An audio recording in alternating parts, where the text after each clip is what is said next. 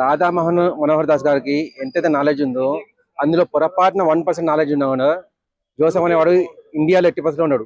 అమెరికాకి పోయేసి అమెరికాని వెళ్దామని చెప్పి అనుకుంటాడు. అంతటి తెలివి తక్కువ వాడు అన్నట్టు ఈ జోసెఫ్ అనేటోడు. వాడు నేను నాస్తికుని అని చెప్పి అంటాడు, కానీ ఎప్పుడు మాట్లాడినా కూడా క్రిస్టియానిటీకి సపోర్ట్ గా హిందూయిజానికి వ్యతిరేకంగా మాట్లాడుతుంటాడు. ఈ రాధా మనోహర్ దాస్ గారు వ్యతిరేకంగా మాట్లాడడం కాదు, ఆయన ఉన్న నిజాలను చూపిస్తుంటారు. ఆయన ఒక మాట చెప్పారు క్లియర్ గా, యేసు ప్రభువుకు అనేది ఇప్పటిదాకా ప్రపంచంలో ఎక్కడ కూడా పుట్టుక గురించి ఆధారాలు లేవు అని చెప్పేసి, దాని గురించి ఆధారాలు చూపించగలిగేవాడు ఒక్కడు కూడా లేడు. ఈవెన్ వాళ్ళ పోపు ఎవరైతే మెయిన్ పోపు ఉన్నారో ఆయన్నే క్లియర్ చెప్పిండు, నిజమే ఈవెన్ మా దగ్గర కూడా ఆధారాలు లేవు. మీ దగ్గర ఎలాగైతే రాముడికి ఆధారాలు నిరూపించారో అటువంటి ఆధారాలు అంటూ మా దగ్గర కూడా పుట్టలేవు. ఎందుకంటే మా దాంట్లో ఉన్న ఒకే ఒక ఆధారము యేసు ప్రభు పుట్టినప్పుడు నక్షత్రం మొలిచిందని చెప్పేసి. కానీ హిందూ సమాజం అంటే సనాతన ధర్మం ప్రకారము 1000 కోట్ల సంవత్సరాల క్రితమే నక్షత్రాలు ఉన్నాయని చెప్పి తెలుస్తుంది. ఆ ఒక్క మాట దగ్గర ఈ జోసెఫ్ అనేవాడు వీళ్ళలాంటి వాళ్ళు ఎంతమంది ఉన్నా కానీ నోరు మూసుకోవాల్సి వస్తుంది. ఇక రాధా మనోహర్ దాస్ గారు ఆయనకున్న నాలెడ్జ్ కు ప్రపంచాన్ని ఏలొచ్చు, కానీ ఆయన అనుకునేది ఒకటే, ఇక్కడ ఉన్న సెక్యులర్లను మేల్కొల్పాలి, ఆ సెక్యులర్లను సనాతనంగా మార్చాలని చెప్పేసి. అందుకోసం చెప్పి ఆయన ఇక్కడ కట్టబడి ఉన్నారు.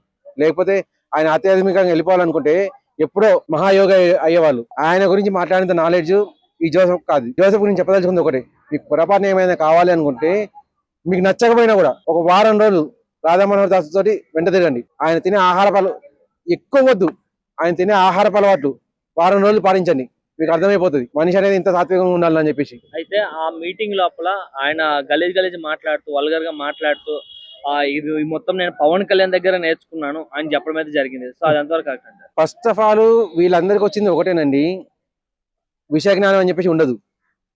కానీ ఏదైతే భూత పురాణం ఉందో అది వాళ్ళు ఎక్కడి నుంచి నేర్చుకుంటారో అందరికీ తెలిసింది. ఆ భూత పురాణం చెప్పేసి ఇప్పుడు హోటింగ్ ఎట్లా పెడతారు అంటే యేసుతో రహస్య మందనం అని చెప్పి పెడతారు, యేసుతో ఒక రాత్రి అని చెప్పి పెడతారు. ఇవన్నీ వీళ్ళందరూ ఎక్కడి నుంచి నేర్చుకుంటారో క్లియర్ తెలుసు. చెప్పేది మాత్రం పవన్ కళ్యాణ్ అని చెప్పేసి. అయ్యా పవన్ కళ్యాణ్ గారు కనుక మాట్లాడదలుచుకుంటే ఆయన డిప్యూటీ సీఎం అయ్యి 2 నెలలు అవుతుంది. మిమ్మల్ని ఎర్ర కాల్చిన సీకులు పెట్టేసి వాటి మీద కూర్చోబెట్టేటోడు.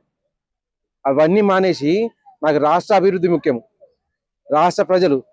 ఈవెన్ తన ఒక సందర్భంలో నన్ను ఏ కులానికి కూడా ఆపాదించకండి, ఒక కులంతో నేను కట్టుబడి ఉండలేను, నాకు మొత్తం రాష్ట్రం కావాలి, రాష్ట్ర అభివృద్ధి కావాలి.